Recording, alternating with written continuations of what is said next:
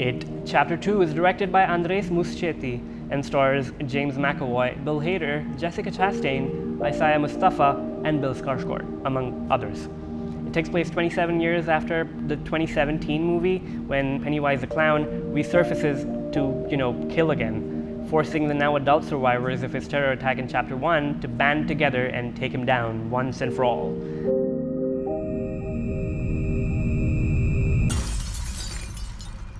I mean, it sounds very epic, but it's a lot more human than you'd expect.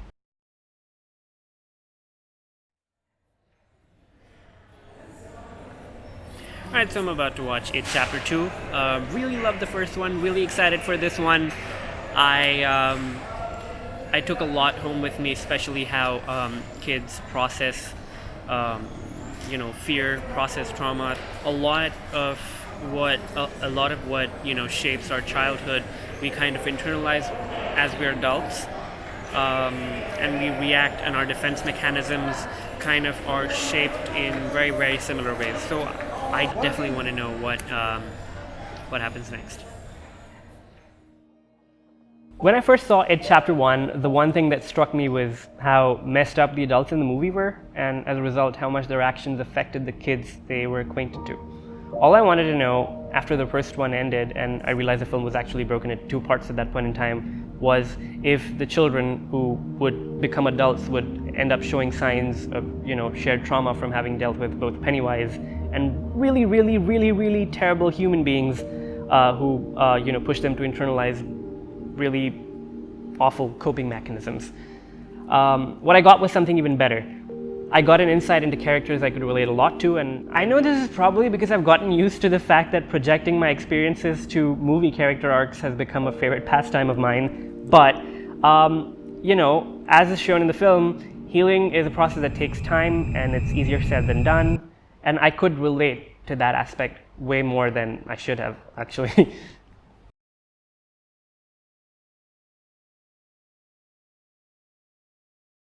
What scared you about horror films? I don't know. Having jump scares on me all the time and then having nightmares, just, Are you no longer scared? What allowed you to let this kind of fear into your life?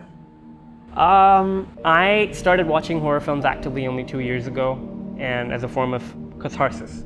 I was in the initial phase of what would become an ongoing treatment cycle for what I'd be diagnosed for, major depressive disorder. Mike Flanagan's Oculus became my first step into what would be a rabbit hole full of horror films that I'd be able to relate to more than any other genre, because I felt like it was one of the few that understood grief and the terror of the world, misunderstanding your emotions, fears, and coping mechanisms. I'm on the better side of PTSD currently, because instead of blocking or repressing my emotions and memories, I've begun to acknowledge and process them. And it still hasn't ended. You heal, but a part of yourself still goes back to the pain every now and then. And that's kind of what It Chapter 2 gave me. It reaffirmed my belief in the fact that I'm not alone, my belief in a support system, and it just felt like a necessary emotional relief. So you have BCAM. You need BCAM. I'm going to do this the whole time. One of the main people responsible for how I got here with way too many horror films to love is William Mullally, who's a film journalist with his brand The Cutaway, which is both a YouTube channel and a podcast series that talks to and about various film personalities from a movie or industry standpoint more than a populist one. And I just had to bring in his perspective, not just to see how our opinions intersected, but also to have a better idea of horror and why people might watch them from a perspective that is essentially not my own.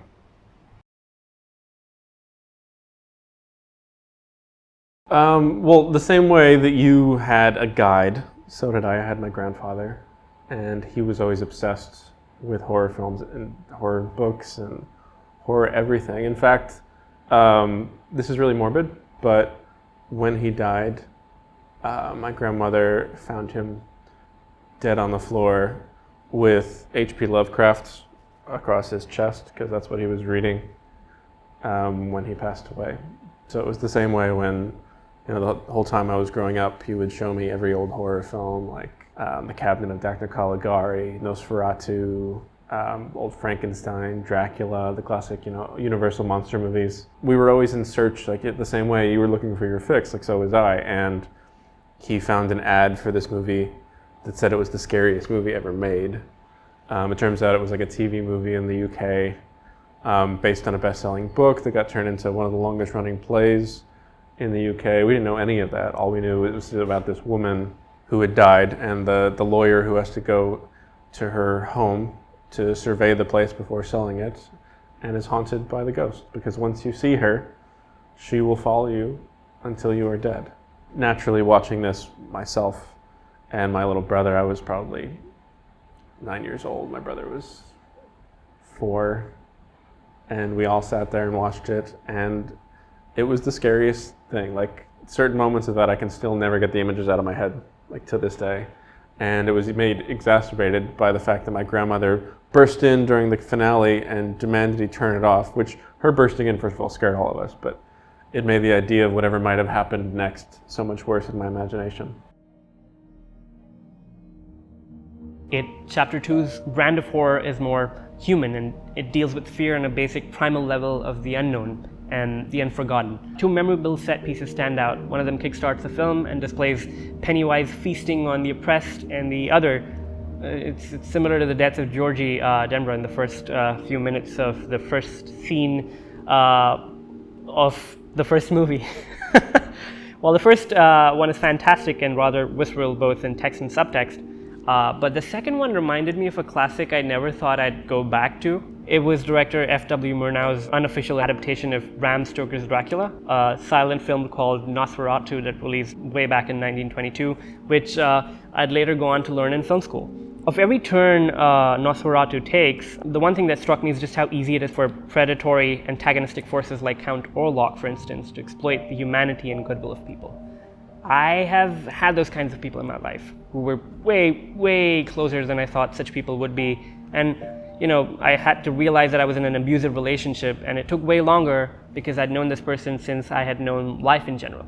Pennywise's interaction with this little girl in what seems like a rugby match on the school grounds, I guess, was frightening for sure, but it brought back this particular moment from Nosferatu that I had decided to push back into the recesses of my brain when Count Orlok persuades the property agent visiting his castle to stay the night. The next morning, we're hinted at that the horror has happened, but we're persuaded to move past it and forget it, just like nobody ever speaks of the disappearance of the girl in It ever again.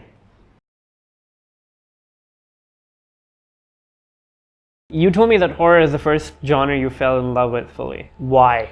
There's so many different emotions that you feel when you're watching those sorts of movies. But I think one of the things that has kept me coming back to horror films is the way that the genre has explored what it means to be scared, what is worth being scared of, and what really the difference is between maybe terrified and being horrified. And having something truly be horrifying in not necessarily a pleasing way, even though there's nothing wrong with like a pleasing sort of terror. It's what the genre is built around, and it's what sells tickets. But to have something be truly disturbing can be cheap, and it can be deeply emotional, and it can be about exploring the unknown inside of us just as much as it is about exploring the unknown in the rest of the world. And that's part of the tension of horror movies and like the building dread. A lot of the work happens in your own mind more so than it happens on the screen, and a lot of filmmaking is about tapping into that and making you feel like something is coming that you don't want to see. Beverly Marsh was one of the characters I could relate the most to, and for very specific reasons, and I was quite worried that they wouldn't give her the payoff she deserves, but they really lived up to it, so much so that the very scene made famous in the trailer makes just so much more sense in the context of the movie. Bill Denver's guilt complex also hit home in a lot of places, but Beverly just stuck with me. I'm only glad that Jessica Chastain played her, because she's fantastic. And there's Ben, who was fat shamed and bullied, as a kid, and who grew up losing weight, who's battled with possibly body dysmorphia. Unfortunately, isn't shown all the way until the last act when they're able to hint at his ongoing insecurities when it comes to body image. And this is one of the two sticklers I have with the movie. The other is, linked to a certain convoluted origin story involving a Native American ritual of chud, and I really don't know how I feel about that, even weeks after thinking about the movie. But everyone, apart from that, from Bill Hader's Richie to Isaiah Mustafa's Mike, they've just nailed the characters down so well. It's just hard not to think about the movie and be impressed. And it's not just about the actors. There was a movie that I recommended to you called The Orphanage, which came out 10 years ago. The first time I watched that movie, in the end, I sat there just stunned, not really knowing what to feel. And the second time I watched it, I just cried my eyes out. It tells the story of this woman who's moves back to the orphanage in which, no, it's no longer an orphanage now. She's bought it as a house, but when she was younger, she was one of the kids living in this orphanage. And she feels that it's haunted by the kids who used to live there. She's brought her young child to live in the house too, who goes missing one day, and she believes that the ghosts must have taken him. As the story develops, you feel that the horror element is the external force, the ghosts, the past, coming back to haunt her, when in fact what has actually occurred is a lot more natural and human and of this earth. And in fact, the supernatural element was really just there to keep her company and try to get her through it and try to warn her about what had happened, and then reveal to her what her pain was exactly rooted in. And it is one of the most, I think, profound of the genre that we've seen this century, for sure. A lot of the film promotion's focus has been directed aggressively toward Pennywise, which is fair. He's literally the central point of conflict in the entire two-story film arc. But Pennywise is basically just someone who exacerbates the already festering trauma of its potential victims. The trauma needs to be there for the horror to happen. It's how Pennywise gets stronger. It, Chapter 2, makes a very respectable attempt to explore all of that. And while a lot of the audience might find the almost 3-hour-long runtime a bit of a stretch, it's hard not to be impressed at the ambition, especially keeping in context that the book was over 1,000 pages long. I loved the movie. It was my catharsis, and if you didn't like it, that's fine too. 2019's been a fantastic year for horror, and Us is still, among my favorite mainstream horror films, so there's a lot to live up to. But this movie, it's got a really special place in my heart, and I'm more than fine with that.